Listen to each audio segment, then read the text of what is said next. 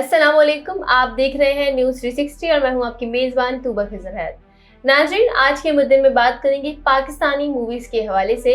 आप और मैं बहुत अच्छी तरीके से जानते हैं कि जब ईद या कोई भी त्यौहार आता है, कोई फेस्टिवल आता है, तो लोगों को जिस चीज़ का बहुत बेसब्री से इंतज़ार होता है वो ये होता है कि कौन सी मूवी रिलीज़ हो रही है और वो कौन सी मूवी देखने सिनेमा घरों का रुख करेंगे। इस बार पाकिस्तान की तरफ से 5 मूवीज़ रिलीज हुई थी, जिनमें से 3 मूवीज़ ऐसी थी जिनकी हाइप बहुत ज़्यादा बनी हुई थी। पहले नंबर पर जो मूवी आती है वो थी हुए तुम अजनबी। इस मूवी की बहुत ज़्यादा हाइप बनी हुई थी। ट्रेलर आप देखें तो ट्रेलर मजबूर कर रहा था कि मूवी को देखा जाए। उसके बाद जो दूसरी मूवी है वो थी मनी बैक गारंटी, जिसमें हमें फवाद खान देखने को मिल रहे थे और दीगर स्टार्स इसमें थे आगे जाके आपको बताएंगे इस मूवी के हवाले से।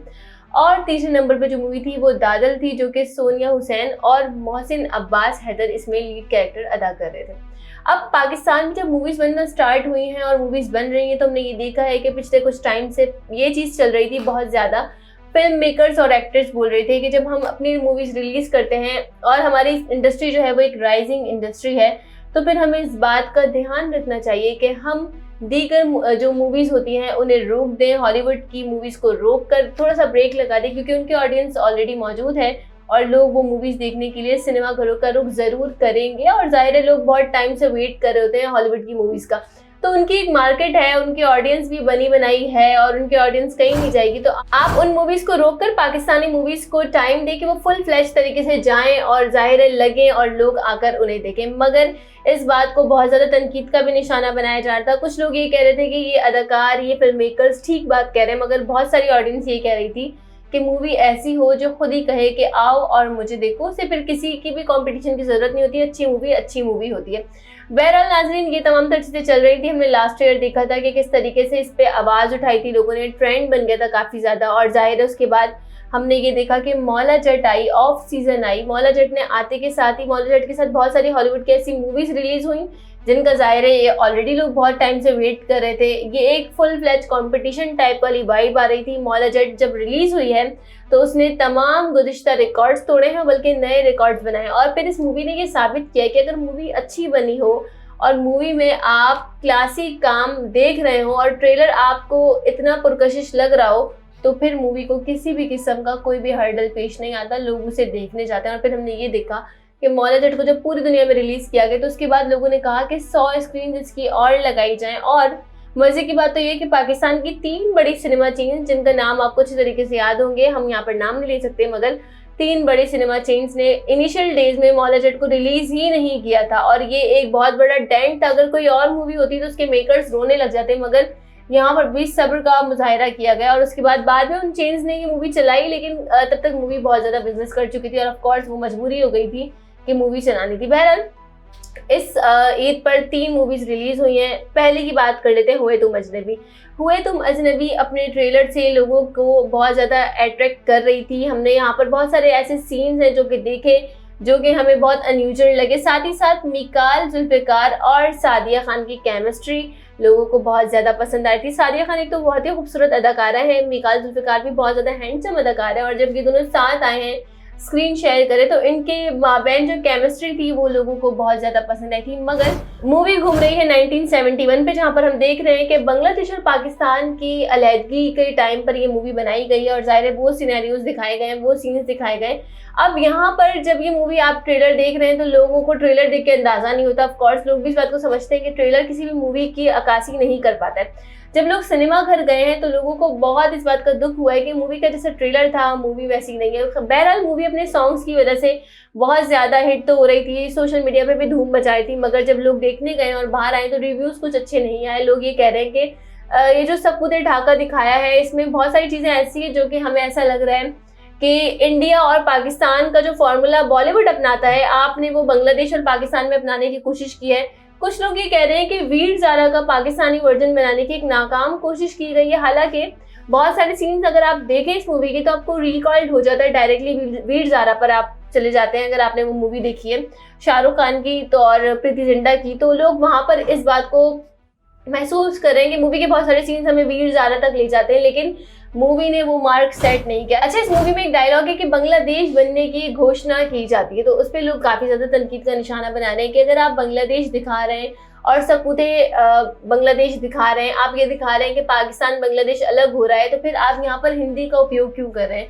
बंगाली जो है वो हिंदी नहीं बोलते, उनकी जो नेशनल लैंग्वेज है वो बंगाली है, आप यहाँ पर बंगाली बोलते हैं, मगर बहुत सारे सिनेरियोज में आपको हिंदी के वर्ड्स, बहुत ज़्यादा शुद्ध हिंदी के वर्ड सुनने को मिलेंगे, जो कि ये दिखाया गया है कि बांग्लादेश अलग हो रहा है और वो यहाँ पर घोषणा की जा रही है उसकी अलहदगी की। तो ये सारी बातें ऑडियंस ने नोटिस की और जाहिर है ऑडियंस कह रही है कि ट्रेलर से मूवी वो चीज़ नहीं दिखा पा रही जो कि होना चाहिए था। अब आ जाते हैं अगली मूवी की जानिब, money back guarantee. Fawad Khan इसकी स्टार लीड में है, आयशा उमर है इसके अंदर। यहाँ पर वसीम अकरम और शिनेरा अकरम भी, इन्होंने भी अदाकारी दिखाई है, मगर अभी हम उनको साइड पे रख देते हैं क्योंकि ज़ाहिर है वो अदाकार नहीं है।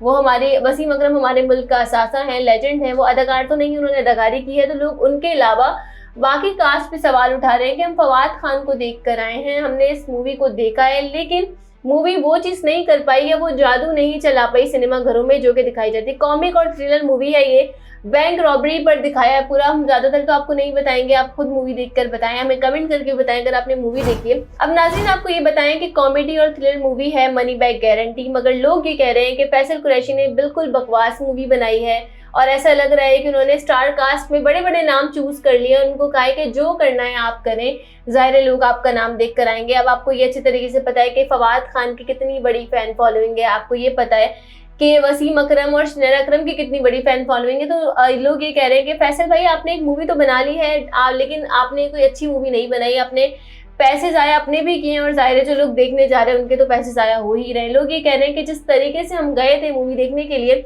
हमें मूवी बिल्कुल वैसी नहीं लगी। मूवी की कहानी बेसिक है, कॉमेडी करने की जो कोशिश नाकाम की गई है उसमें भी बहुत ज़्यादा मेहनत की ज़रूरत है। ऐसा लग रहा था कि डायरेक्टर ने कहा है सारे कास्ट को कि जो करना है वो करो, इट्स ओके, तुम्हारे नाम सुन के तो लोग वैसे ही आ रहे हैं। अब यहाँ पर लोग, आपको हम ये बताएं कि अदाकारों को ज़्यादा तनकीद का निशाना नहीं बना रहे, क्योंकि ज़ाहिर है वो खुद एक अच्छी स्टोरी या फिर राइटर के मरूने मिन्नत होते हैं। अब मूवी में कोई चीज़ इतनी परफेक्ट है ही नहीं, तो वो भी ज़्यादा से ज़्यादा क्या कर लेते। तीसरी मूवी रिलीज हुई है सोनिया हुसैन और मोहसिन अब्बास हैदर की, दादल। दादल मूवी ने, भले इसका ट्रेलर सबसे आखिर में रिलीज हुआ, सबसे लास्ट में इसका ट्रेलर आया, मगर मूवी ने लोगों के दिलों में जगह बहुत जल्दी बना ली और लोग इस मूवी के इम्पैक्ट से बाहर नहीं आ पा रहे। आपको ये बताएं कि दादल में सोनिया हुसैन एक खातून का किरदार अदा कर रही हैं, जो कि आप अगर ट्रेलर देखेंगे तो आपको समझ में आ जाएगा कि किस टाइप का किरदार है। मोहसिन अब्बास हैदर, काफ़ी कंट्रोवर्सी के बाद हमें वो बड़े पर्दे पर नजर आ रहे हैं। मोहसिन अब्बास जो है वो इसमें पुलिस ऑफिसर का किरदार अदा कर रहे हैं। शमून अब्बासी ने विलन का किरदार अदा किया और क्या ही रोल अदा किया है। साथ ही साथ आपको ये बताया कि अदनान शाह टीपू भी इसमें आपको एक अच्छे रोल में नजर आएंगे। अब लोग ये कह रहे हैं कि दादल मूवी पैसा वसूल मूवी है, मूवी अगर देखनी है तो आप दादल देखने जाएं। यहाँ पर आपको एक और बात बताएं कि ये जो मूवी है, इसका जो ट्रेलर है वो इतना खूबसूरत ट्रेलर है कि आप शुरू से लेकर एंड तक उसके ट्रेलर को देखेंगे तो ट्रेलर आपको साथ साथ बहा के लेकर जा रहा है और ट्रेलर खुद बता रहा है कि वाकई आकर मुझे देखो। ट्रेलर में आपको सारी चीजें इसमें बता दी गई हैं और क्लाइमेक्स तक लेकर जाया गया है, मगर वहीं पर रोक दिया गया है कि अब जो थोड़ी सी स्टोरी बची है वो आप आएँ और सिनेमा घर में आकर देखें। तो नाज़रीन, सोनिया हुसैन के बारे में अगर हम बात करें तो आपने ये फिक्रा सुना होगा कि फलाना बंदा अपनी फील्ड का बेताज बादशाह है, लेकिन अगर सोनिया हुसैन के लिए बात हम कहें कि वो पाकिस्तानी ड्रामा इंडस्ट्री की बेताज बादशाह है तो उसमें कोई दो राय नहीं होगी। वो जो भी कैरेक्टर अदा करती हैं इतना खूबसूरत उसको निभाती हैं, उनका इम्पैक्ट इतना अच्छा होता है। वो ड्रामा भी वो चूज़ करती है जो जाहिर है लोगों के दिलों में जगह बना लेता है और उसमें उनका कैरेक्टर बहुत ज़्यादा स्ट्रांग होता है। आप उनके गुज़िश्ता ड्रामों पे नज़र डालेंगे तो आप समझ जाएंगे कि चाहे कॉमेडी हो चाहे उनका सीरियस रोल हो, वो हर रोल बहुत खूबसूरती से अदा करती हैं।